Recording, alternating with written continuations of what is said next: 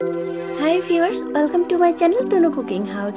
দর্শকদের রিকোয়েস্ট করব, প্লিজ আমার চ্যানেলটি সাবস্ক্রাইব করুন এবং বেল বাটনটি প্রেস করুন নতুন ভিডিও আপলোডের পর সবচেয়ে আগে নোটিফিকেশন পেতে। তনু কুকিং হাউসে তৈরি করব আজ coconut sago dessert. Believe me, এটা খুব টেস্টি এবং লোভনীয় একটা রেসিপি। এটাকে আমি নারকেলি পায়েসও বলি। বৈশাখী মেলার থেকে আসার পর প্রতি বছর মা এটা তৈরি করেন। ঠান্ডা ঠান্ডা খেতে ভীষণ টেস্টি, তাই আপনাদের সঙ্গে আজ শেয়ার করছি নারকেলি পায়েস।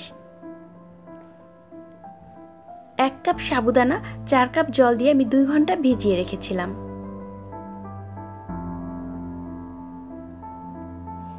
নিয়েছি 1 লিটার নারকেলের দুধ। আমি পুরো ডেজার্টটা নারকেলের দুধ দিয়ে করব, আর 2 কাপ চিনি। বাকি উপকরণগুলো রান্নার সময় দেখিয়ে দিচ্ছি। সাবুদানাটা জল সহ আমি প্যানে দিয়ে দিচ্ছি। এর সঙ্গে আরও 1 কাপ জল দিয়ে আমি কিছুটা সময় এটা জ্বালাবো।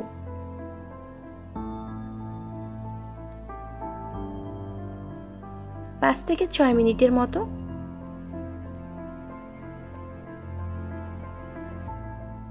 নারকেলি পায়েসটা রান্না করার সময় খুব কাছাকাছিই থাকতে হবে, কারণ এটা ঘন ঘন নেড়ে দিতে হবে, না হলে পায়েসটা পুড়ে এটার স্মেলটা নষ্ট হয়ে যেতে পারে।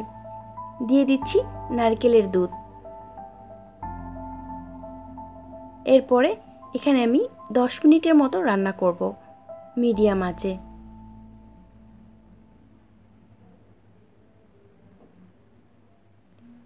এবার এর মধ্যে আমি দিয়ে দিচ্ছি চিনি। এখানে আমি 2 কাপ চিনি দিচ্ছি। আপনারা যদি বেশি মিষ্টি খেতে চান আরেকটু বাইরে দিয়ে চলবে। এরপর আমি দিয়ে দিব বাদাম। আমি 8 থেকে 10টি কাজু বাদাম একটু ঘি দিয়ে ভেজে রেখেছিলাম, এটা দিয়ে দিচ্ছি। দিয়ে দিচ্ছি এলাচ পাউডার। আমি 6টি এলাচ পাউডার করে নিয়েছিলাম, সেটা দিয়ে দিচ্ছি। এবার সব উপকরণগুলো একসঙ্গে মিশিয়ে দিচ্ছি। এরপর এর মধ্যে দিয়ে দিচ্ছি আমি জাফরানের জল। আমি জাফরান একটু ভিজিয়ে রেখেছিলাম। জাফরান দিলে এর স্মেলটা এবং কালারটা পুরোটাই চেঞ্জ হয়ে যাবে।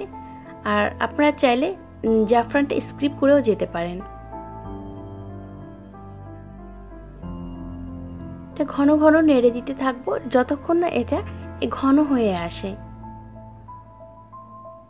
মৃদু আছে, এখানেও 7-8 মিনিটের মতো আমার সময় লেগেছে। এটার বলক দেখে বোঝা যাচ্ছে এটা ঘন হয়ে আসছে এবং হয়ে গেছে। আমি এটা নামিয়ে নিচ্ছি।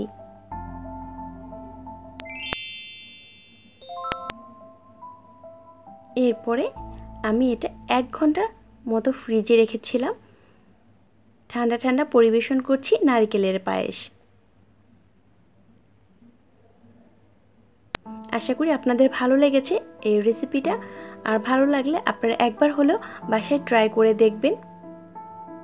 আপনাদের ভালো লাগার মাঝে আমার সার্থকতা, এবং আপনাদের ভালো লাগলে আমি আরও উৎসাহ পাব। সবাই ভালো থাকবেন, শুভকামনা থাকলো। বাই।